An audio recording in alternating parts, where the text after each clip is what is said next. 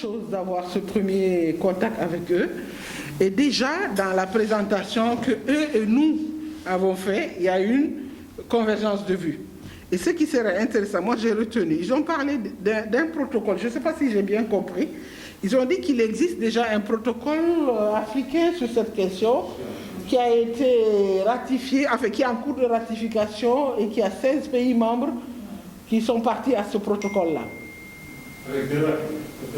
Voilà, donc ce serait bien qu'on leur demande de nous envoyer ce document-là, qu'on regarde. De quoi il s'agit, qu'est-ce qu'il y a là-dedans. Ce que j'ai compris, ils sont en train de travailler pour développer une stratégie à l'endroit des personnes du troisième âge en Afrique.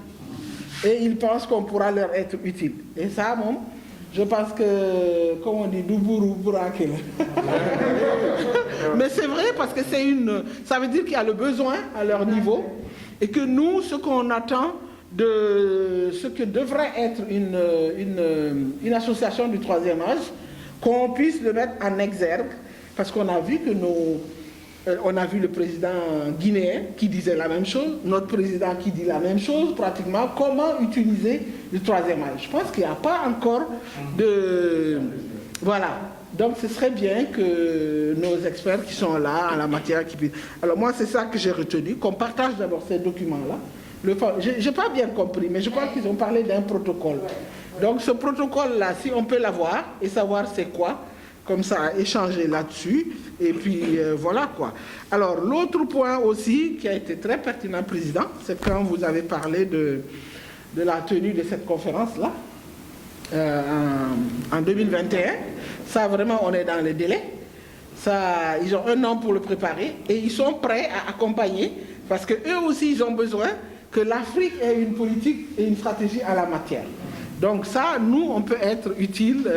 Et là, c'est bien parce qu'ils vous demandent, ils ont demandé comment les autres pays africains peuvent participer, est-ce que nous sommes en contact avec eux, etc., etc. Et je pense que ça, ce sont des choses sur lesquelles, des points sur lesquels on peut insister.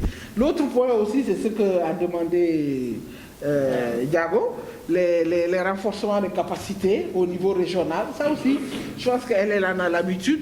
C'est des choses qu'on peut valablement mettre sur la table, les formaliser, en plus de ce qu'elle a dit concernant...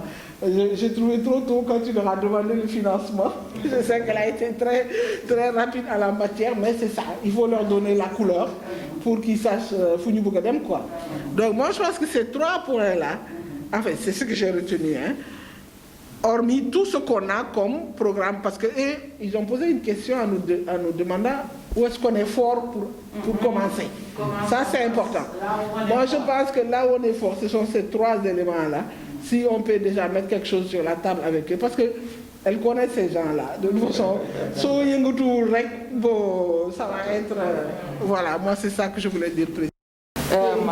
Nous avons adopté le protocole. Ba pare 2 ñoo ko ratifié. Léegi dañu soxla 15 ratifications pour mu entrer en vigueur. Waaw boobu tam nee nañ ñun tam mun nañ leen see jàppale. Waaw boobu si la. Waaw léegi dinañu. D'une conférence avec les personnes du troisième âge. Je pense qu'il a même parlé de société civile africaine concernant les personnes du troisième âge. Moi, je pense que valablement et légitimement, on peut porter cela. Parce que nous avons déjà un pied dans la CEDEAO avec nos pays, Guinée-Bissau, Mali et Gambie. Donc, je pense à travers ces 4 pays-là, donc sur les 15 pays de la CEDEAO, il nous reste 11. Bon, petit à petit, on va s'installer. C'est pour ça que j'avais introduit la notion qu'il nous appuie dans l'organisation d'un atelier ou d'une conférence sur la thématique. Ceci nous permettrait d'inviter des points focaux au niveau des pays et que ces points focaux-là seront nos correspondants. De retour chez eux, ils vont créer leur UNITRA. Ça va amoindrir les coûts et nous éviter le déplacement. Je pense qu'avec un instrument de ce genre, si on est écrit à la CEDEAO, peut-être qu'ils vont nous aider à réaliser donc, cette activité, donc avec l'accompagnement de la CEDEAO. Ce sera un réseau ouest africain des personnes du troisième âge. Je ne pense pas que ma dégg naa loolu lu mel noonu am na wala déet. Au même titre que les sur voilà. Waaw, c'est-à-dire moi j'ai dit ouest suñu bëggee CEDEAO on s'en limite à pour le moment ouest africain mais nañ ci yokk centre peut-être parce que je me suis dit aussi il faut pas avoir les yeux aussi gros que le ventre. On commence petit à petit, step by step. On s'installe au niveau de la CEDEAO et puis au niveau des États de la CEEAC, les États de l'Afrique centrale là, parce que communauté là, nous dugg fa petit à petit. Parce que nous, avec le respect aussi, c'est ce qu'on a fait. Les gens pour nous appeler pour nous un organisme similaire comme ça. Mais déjà, si on veut tout de suite peut-être embrasser ces deux entités, CEEAC et CEDEAO, dina xaw compliqué. Si nous connaissons, c'est tant mieux. Mais déjà, la rencontre là, peut-être qu'on pourra désigner des points focaux. Mais dans le li me suggéré, moi, nous organiser cette rencontre-là. C'est dommage qu'avec maintenant Covid, nous sommes obligés de faire un truc en webinaire. Mais nous sommes à réfléchir comment le faire, dans combien de temps. Moi, c'est ce que j'ai retenu. Qu'il y ait une société civile ouest-africaine et du centre, avec Sahel, pour les personnes du troisième âge. Voilà. Sinon, je félicite les intervenants, le professeur Badian, le président Fatou Mata. Voilà, on te félicite vraiment d'avoir fait ce link-là entre nous parce que c'est un aspect qui nous manquait. Merci. Pour cette belle initiative. Vraiment, c'est une étape importante à mon avis. Féliciter aussi le président et féliciter mon frère, Salif, pour l'interprétation. Ce que j'ai retenu moi, c'est vrai que nous avons beaucoup de similarités. Les projets sur lesquels on peut vraiment collaborer, il y en a beaucoup, mais ils ont beaucoup insisté aussi sur la médiation et la résolution des conflits.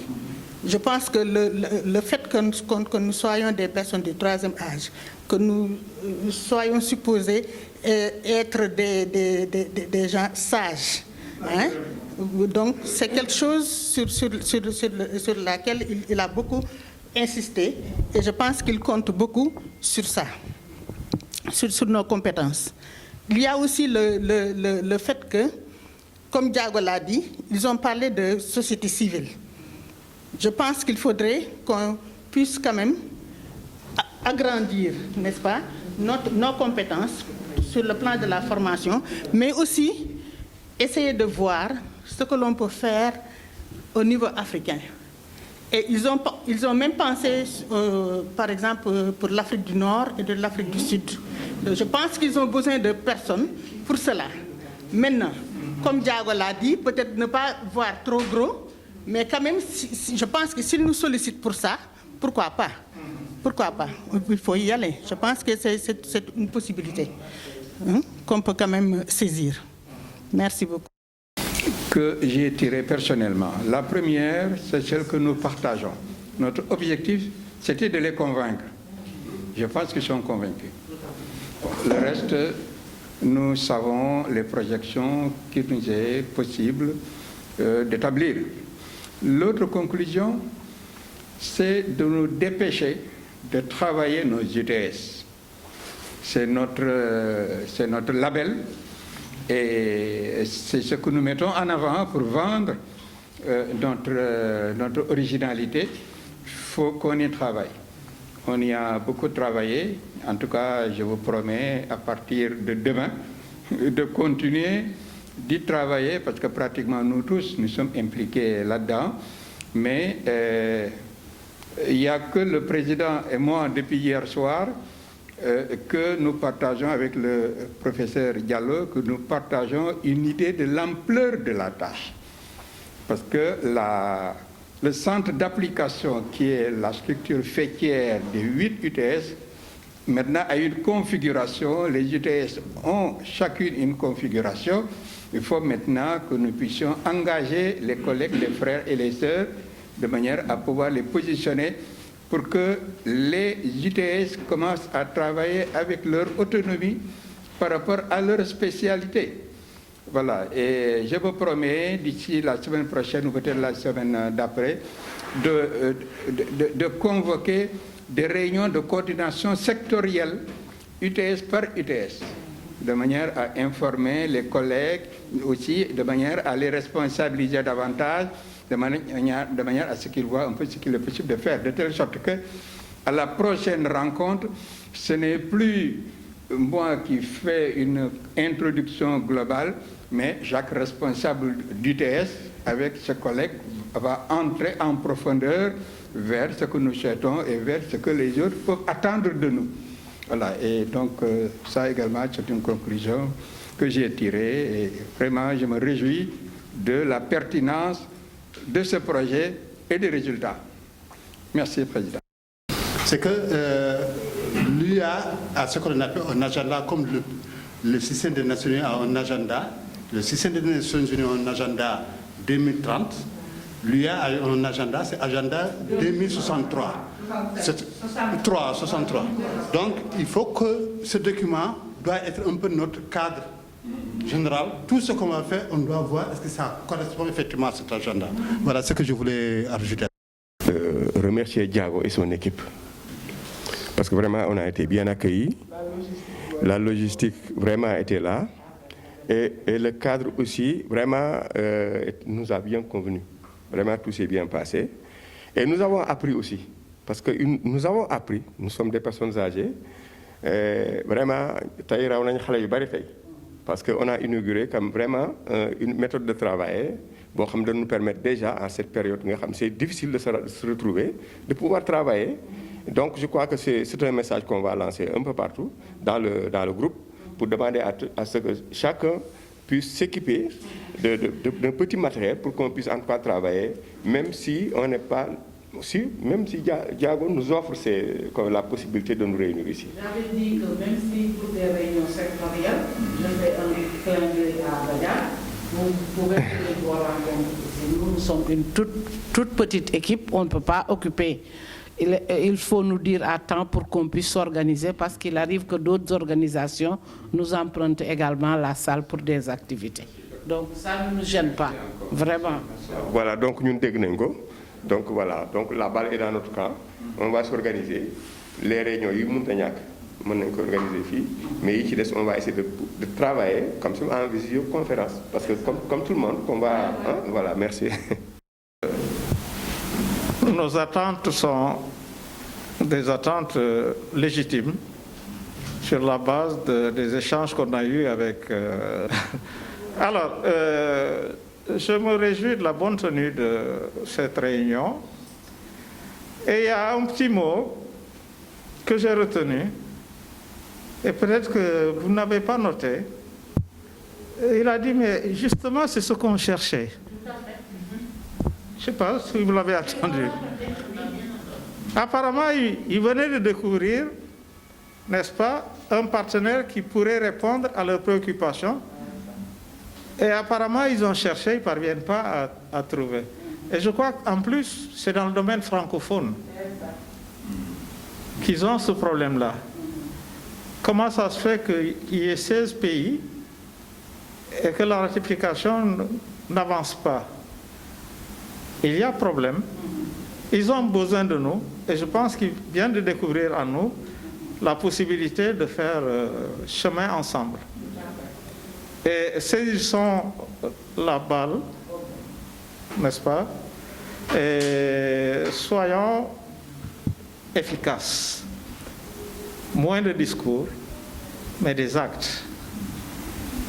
Et identifier des personnes qui puissent tenir, n'est-ce pas, cet outil. Des gens pragmatiques. Je crois que le noyau là, déjà, est significatif. Et avec tout ce qu'on s'est dit en termes de communication, cet atelier des femmes du troisième âge, c'est une aubaine qui rejoint la proposition de Jacques. Jacques a dit, faisons en sorte que d'ici janvier prochain, qu'on puisse convaincre les femmes des présidents de la sous-région de nous accompagner pour la mise en place d'une réflexion des femmes du troisième âge dans un domaine bien déterminé tel que la paix, la sécurité, etc. Et apparemment, il a répondu positivement en disant qu'ils peuvent accompagner ce genre de rencontre. Donc, vraiment, faisons le listing de tous ces trucs qu'on a enregistrés comme réponse positive et essayons de faire un compte à rebours. Il faut nous fixer des échéances. Nous avons novembre 2021. Ça, c'est clair. Nos échéances, en tout cas, sont également claires et on a gagné beaucoup de temps en ayant travaillé pour 2020. Maintenant, par rapport à cet atelier-là, nous pouvons le réaliser très rapidement.